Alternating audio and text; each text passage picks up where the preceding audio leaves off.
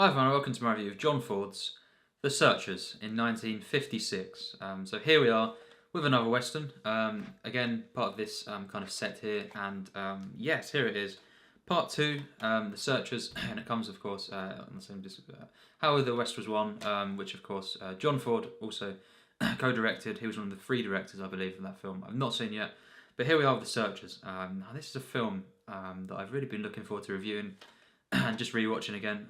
This is my 3rd view now, all the way through. And yes, I've probably mentioned it a couple of times on my channel, in comments and in videos maybe, I believe. And yes, basically, John Ford, is one of the most acclaimed and loved directors of all time.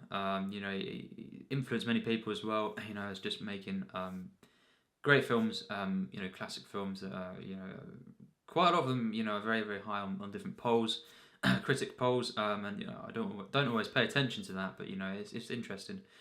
A lot of the the ones that are acclaimed, were some of the best films I had seen, and I completely agree with that. And basically, this has actually at one point been put in the Sight and Sound poll, I believe the top 10.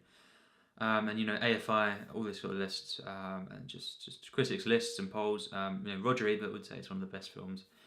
Martin Scorsese, it's one of his favourite films, I believe, and it's just influenced many people, and most do say it's one of the best westerns, and along with maybe Liberty Valance and a couple of other ones, they do say it's the finest John Ford film. I have seen, and I can't keep all the secrets on this channel because it spoils the fun, but basically I have seen 2 other John Ford films, and they are films I both love. The Grapes of Wrath, and Liberty Valance. I absolutely adore them films. And that's a spoiler, of course, for when I review them. But I have to say, John Ford so far has more than impressed me. And I think he's just his style, the way he, his films are so warm. And the way that he kind of deals with family units, and just his characters are so good, and just his, as I say, his visual style is almost unmatched, and just very, very simple on the surface. He really masters the simplicity of cinema, and just does it so well. That's why his visual style is one of the best for me. And this film, when I first saw it back in, I believe it was February, last year, and it's probably quite late to actually seeing this. That is, I guess. And I'd been meaning to see it for many, many years, and I just, I really looked forward to it. I watched it on Sky one time, February last year, and I absolutely was blown away. There we go, it was absolutely stunning, I thought, and just, for sure, one of my favourite westerns instantly, and I saw Liberty Valance, I didn't think that was as good as this, but still a film I absolutely adored, and of course The Grapes of Wrath as well. Another stunning film, but this, out of the 3 that I've seen, I've not seen the other 2 more than once. I've seen this 3 times now. I can say that this is definitely my favourite so far at the moment. I absolutely adore this film. I think, 1956. The 50s were, they always rival, the 70s for me in terms of the best decade for films. I think if you really look at the amount of directors, some of the very best directors all working here. In the 50s, a lot of them at their peak, Ozu, Hitchcock, from what I've seen, Kurosawa, he made some masterpieces, in this decade, for sure, including Seven Samurai, of course.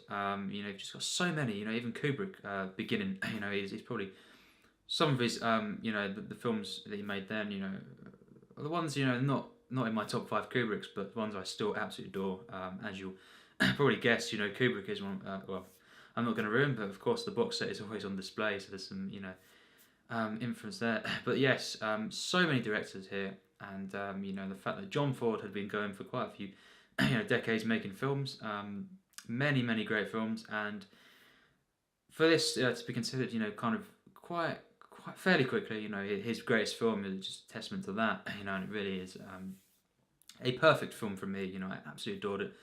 And it's a western that really captures the heart of America, the warmth that I really love about western films. You've got a wonderful score from Max Steiner, one of the best film composers of all time. His best film score being Gone with the Wind far and away, you know, by far the best score that he ever done. Which of course is actually in my top 10 film scores of all time, probably. And yes, this one is stunning, and John Ford is just, you know, a genius here. He masters the art filmmaking across the board here. You know, this is a perfect film for me. You know, John Wayne, an amazing actor from what I've seen. You know, I've seen quite a few things, you know, with him when I was a kid. You know, I've also seen, of course, Liberty Valance, you know, more recently, and of course I want to check out most of his films, you know, at some point. And you know, some criticise John Wayne, but for me, certainly in this film, he was a stunning actor. You know, absolutely amazing, mesmerising performance. You know, probably one of the best, you know, performances in a Western film. You know, definitely. And he plays, of course, Ethan Edwards. And basically, you see him at the beginning. The first sort of shot of the film is just, yeah, his family, and you know, there's no dialogue. Basically, they come out and they see, you know, this guy coming on the horse, and it is John Wayne, of course, Ethan, and he's coming home after, you know, not being with his brother and family for many years, and he's returning from this war. The film is set in 1868. So yeah, the Texan Indian War, kind of around that sort of time, and yeah, basically. It really, you know, the opening shots of this film, you know, really just are perfection. You know, they draw you in, well, they drew me in anyway, and just wonderful. He returns home, and basically you see this for the first sort of 15-20 minutes or so. Yeah, maybe about 15 minutes. You see this family.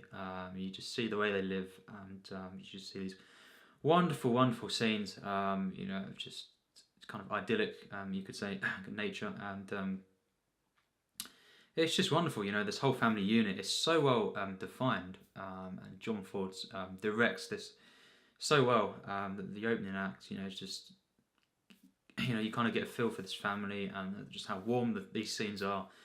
You know, when I talk about charming films, warm films, you know, this is quite near the top of the list. You know, in terms of you know, films, and you know, just if you want to, you know, kind of see a film that defines warm.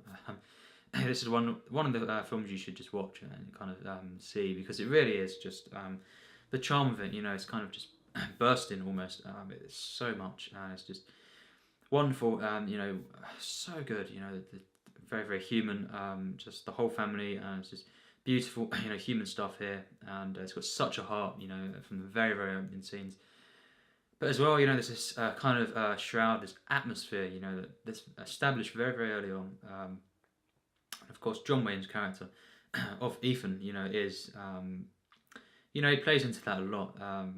He is a character, again, that has been criticised, but for me, he's one of the best and the most compelling characters in a Western. And, you know, he's just such a well-defined character, a flawed character, of course. You know, he does some things that, you know, are, of course, things you hate about him, and then, of course, you know, he's kind of an anti-hero, but not really, as well. You know, he's kind of more, you know, there's things he does and the viewpoints he has, you know, of course, are very controversial and everything. And, you know, he's a very flawed person for sure.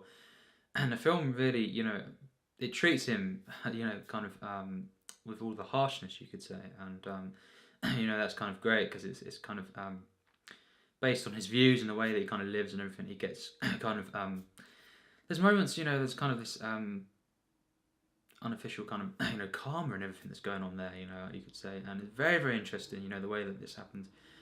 And basically, yeah, you know, I think the way John Ford portrays this character, and John Wayne, of course, as well, through the performance, is masterful. Of course, you've also got, of course, Marty, who is the adopted brother of this family, you know, and basically, you know, you know, he has a sister, of course, as well.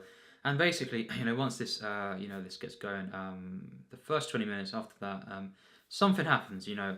Of course, the family basically some of them are killed by these Comanches, and basically, yeah, the house is burnt down while a lot of them are away, and basically, yeah, some of them are killed, and of course, the youngest daughter is taken. And, you know, the rest of the film is basically, you know, Ethan and, of course, Marty, who's played by Jeffrey Hunter. They go and they kind of rescue. They go on a rescue mission to bring their youngest daughter back to the family. Of course, that daughter is Debbie, and there's massive time jumps in this film, and it's a big epic film. Although despite being under 2 hours, very very short, of course, and it really it has this feel, this scope to it, despite fairly short runtime, and as well to do with, of course, the time jumps that happen in the film, and just the kind of how long this they kind of this mission lasts, to bring this girl back, and it's just from then on, obviously that's why it's called The Searchers. They searching for this girl, and of course because they are her family. Has a real emotional undercurrent to the film, and it just drives that story wonderfully, and there's always that emotional attachment, to this, and of course, because John Ford so masterfully set this film up, in that opening act, with the warmth and the kind of, you see the love, of the land and all this kind of stuff, and just the family values, wonderfully portrayed. It's so investing, and I just completely was invested from the beginning. And then I cared, constantly about, how they're going to get this girl back, and if they do, of course, at all. And the characters as well, throughout the entire film, are so good. I there's no characters that are bad in this film. It's so well written. The acting is just always great, and the charm to it all, and just the way that the tone of this film is very very dark. But when there is humour in there, and there's quite a lot of it. Works perfectly, never breaks tone. It's just so many moments that yes, they could have maybe gone a bit overboard, but they didn't. And it's due to everything. Including the performances. Even the side characters in this film. They're also memorable. They always really have a purpose actually to the whole narrative as well, which is nice. And just thing I watched. I saw again, noticed again when watching it. It's just how this is like a massive saga, and it kind of all the different even side characters, and the families in this film intertwine, you could say, at times, but more just come together. It always is part of this big film, and again, less than 2 hours, but John Ford manages to perfectly present these characters across the board, and this whole narrative is just one of the best narratives that I've seen. The kind of the arc of all the characters. Of course, the main two characters are, of course, played by John Wayne and Jeffrey Hunter. Jeffrey Hunter in this film is amazing. I absolutely loved him in this film. And his character, Marty, he was so good. My favourite character in the film, definitely. Very, very likeable, and just kind of someone I got really connected to and rooted for sure. And he's kind of he stands up to his his uncle, unofficial uncle, and yeah, he's kind of just kind of keeps his character at bay, but also it's just such a good, strong character, but one, that has got his moments where, he's very, amusing. You could say clumsy at times, and a bit stupid at times, and it all adds to the charm of his character, and someone that is very very layered, and but is a character that is completely likable, and just absolutely got invested, with this, and the pairing. These two characters, of Ethan and Marty, is so good, so enjoyable. It's kind of, it's like, say, what a Western, really requires is great characters. For example, you could say the pairing, are very, very, very different. Of Tuco, Blondie in The Good, Bad, and the Ugly. You've kind of got this going on there. Very, very different. But this is some of the things that drive these films the most. Is the characters, of course. And this film, is just an absolutely stunning one. The music, again, is so wonderful. It really portrays just the American West, so well. Within the score, and just the kind of the emotion behind it, the beauty of it. That's another thing. It really works perfectly in harmony with the visuals, the visual storytelling. It's always used the perfect moments throughout this film. The score. And it's just such a wonderful, kind of just warm score, you could say, just like Gone with the Wind. Max Steiner was such a great composer, and this is, one of his best scores. As I say, Gone with the Wind is his best for me. But wow, the score to this film is one of the best. The theme and everything is just so good, and just all the the moments where the songs in the film as well are wonderfully done there. Of course, as well, once the opening act, kind of sets in and everything sets the film up. After the 45-minute mark, and this was already perfect for me. A stunning film that I was fully invested with. But then once again, I noticed, the 45-minute mark. This is when the film, really, really gets into, the very best films of all time status for me. It just gets better and better, and then it culminates with one of the best final acts to a film I've ever seen. So perfectly realised, and it comes together. That's an understatement, to this film. And the last shots, of the film, which kind of mirror some of the stuff that goes on early on, which I won't ruin. It's so perfect, of course, very, very iconic shots there. And, an ending that really, overwhelms me with kind of, emotion. And yes, it's a film that is very, very emotional. Just even not from the sad moments and the kind of the powerful stuff with all the characters, but just from how lovely this film is at times, how warm it is, and how it portrays family life, values. It really speaks to me, and it's a lovely film, in that sense, but also one that is very, very dark. Of course, it deals with many, many complex issues. And, it does it masterfully for me. I think the way this film is edited is really perfect as well. Again, the kind of the simplicity of cinema really comes through here again. And John Ford really, done this, better than most directors from what I've seen. The way this film is shot is stunning, and all the sunsets and everything. Wow! And of course, Monument Valley. The way he uses this, of course, does this in a lot of his films. It becomes really a character of its own, you could say, and just the way he frames everything in this film and kind of uses that backdrop of the world to kind of overwhelm. It kind of gives it this harshness to it. How the characters are all kind of very, very small compared to the world that they're in. The vastness of this world and the harshness and the kind of thing, and very, very powerful story, and very, very full of emotion, as I say, and the way every act really just you could say it gets better and better as well. Vera Miles is in this film, and she plays Laurie in the film, and she's basically Marty's love interest, and I absolutely loved that romance in this film.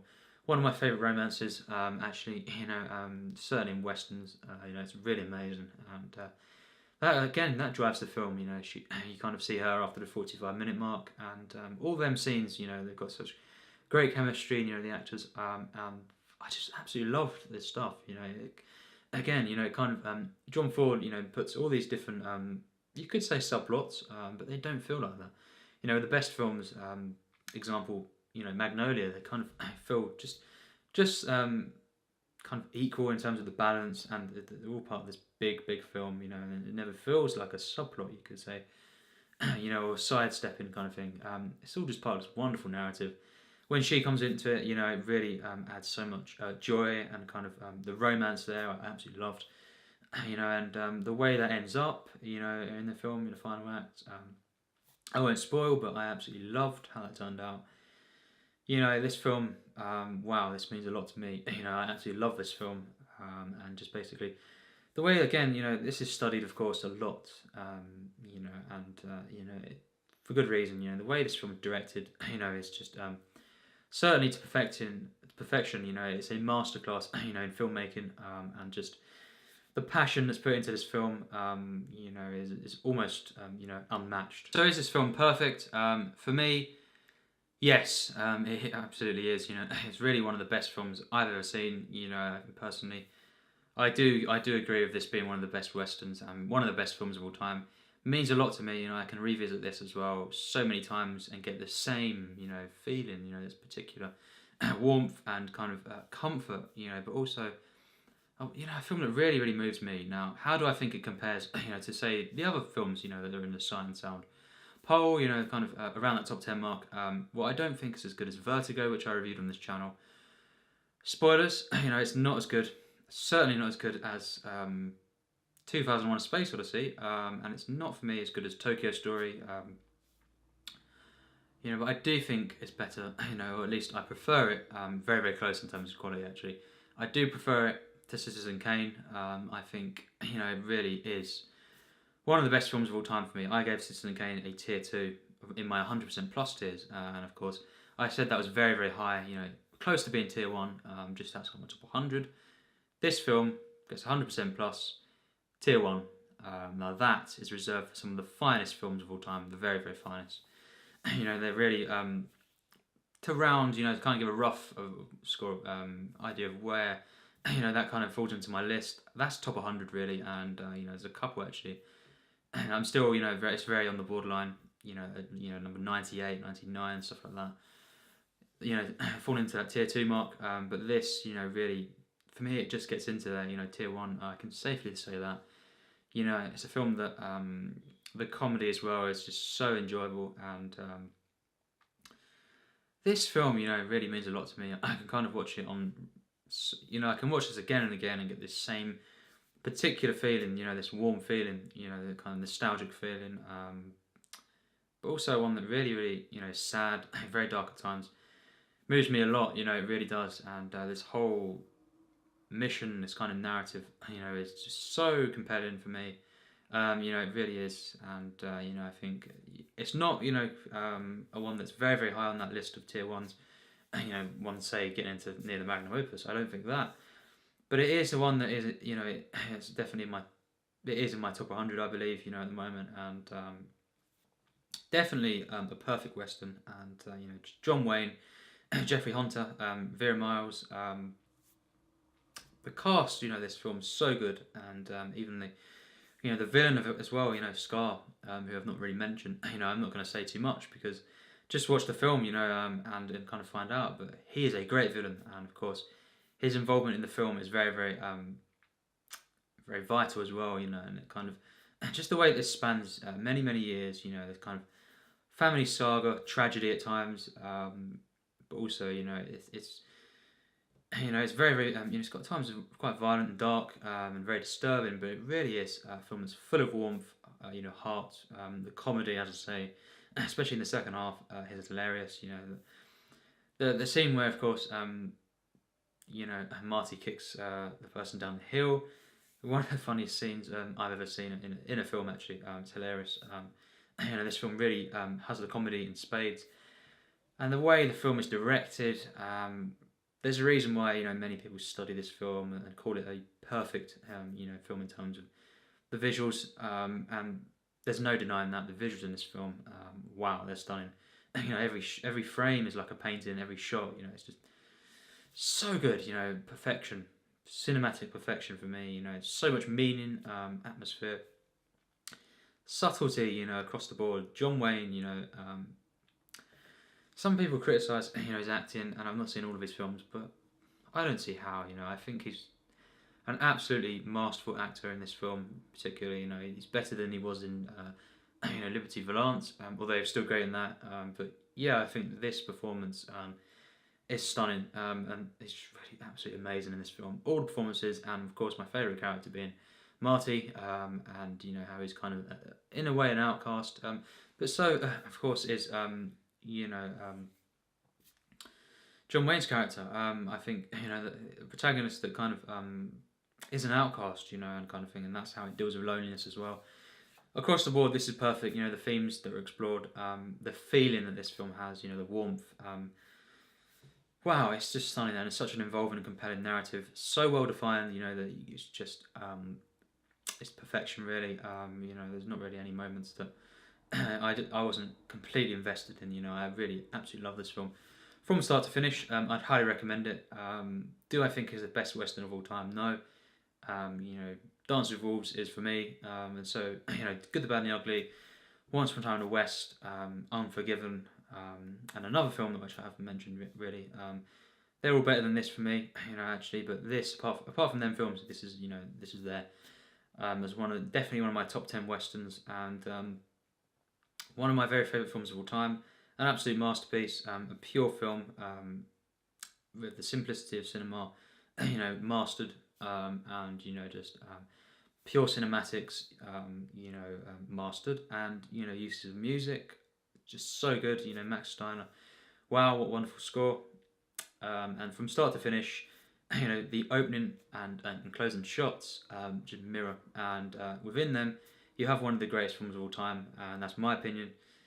And yes, because this film has been criticised quite a bit, over the years, and for me personally, I think it's a perfect film, and yes, another one of this set, that I absolutely love, and of course, as well, would highly recommend this film, which I'll be reviewing at some point as well.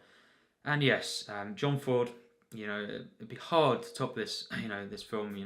John Ford film for me. But who knows? Could happen. But I think The Searchers is a true masterpiece, and a one that I can recommend it more than I have. So yes, thanks for watching my review of John Ford's The Searchers.